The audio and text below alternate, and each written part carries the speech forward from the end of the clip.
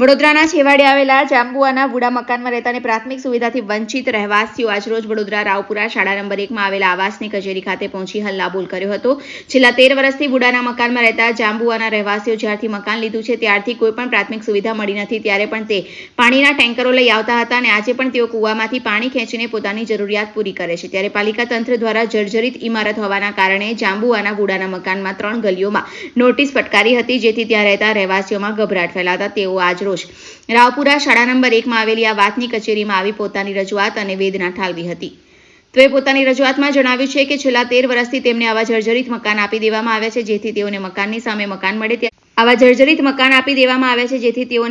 સામે મકાન મળે ત્યારે તંત્ર તરફથી પણ તેમને જણાવવામાં આવ્યું છે કે તેઓ પોતાના મકાનનું સમારકામ કરી ત્યાં વસવાટ કરી શકે છે। અમે રજૂઆત લઈને આવ્યા છીએ કે જાંબુઆ હાઉસિંગ ઉડાના મકાનના અંદર આ લોકોએ નોટિસ નાખી છે। હવે નોટિસ એ પ્રમાણે નાખી છે એ લોકોએ કે જ્યાં અમે રહીએ છીએ ત્યાંના મકાનો આ લોકોએ જર્જરિત સાબિત કર્યા છે। હવે ત્યાં ટોટલી 900 મકાન છે। 900 મકાનના અંદરથી આ લોકોએ 3 ગલીની અંદર નોટિસ મારેલી છે કે આ લોકોએ જર્જરિત સાબિત કરેલ છે। હવે એના અંદર એવું છે કે જર્જરિત તમે સાબિત કરો છો। આજે 13 વર્ષ થયા છે મકાનને 13 વર્ષ થયા છે। આ લોકોએ 13 વર્ષના અંદર જર્જરિત સાબિત કર્યા છે, તો અમને મકાનના બદલે મકાન જોઈએ છે। અમને કોઈ બી જાતની આ લોકોએ સુવિધા અત્યાર સુધી આપી નથી। અમારે પહેલાં પણ પાણીના બંબા આવતા હતા, અત્યારે અમે કૂવાના અંદરથી ખેંચીને પાણી ભરીએ છીએ। કોઈ બી જાતની સુવિધા છે નહીં ને અમે રજૂઆત અહીંયા મકાનની કરવા માટે આવેલા છે। હવે મકાનની રજૂઆત કરવા આવ્યા તો અમે સાહેબ જોડે વાત કરી। સાહેબ અમને એવું કહે છે કે તમે જાતે પોતે રિપેરિંગ કરીને રહી શકો છો।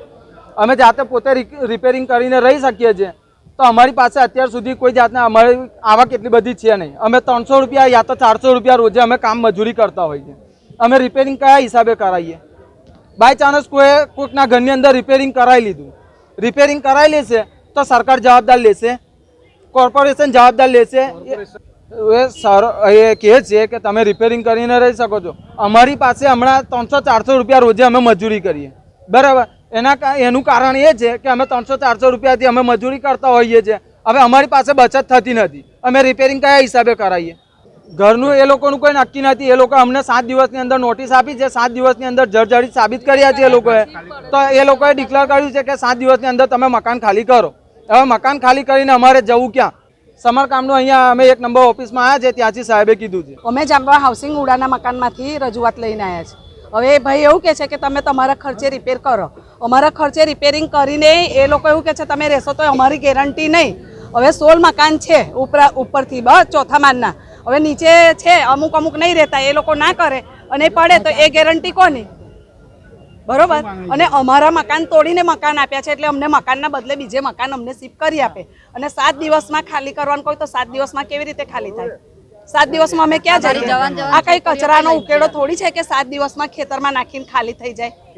તો આગળ 999 મકાન છે બધા, બરોબર? એમાં 3 જ લાઈનમાં નોટિસો મારી છે અને 3 જ લાઈન એમણે ખાલી કરવાનું કહ્યું છે।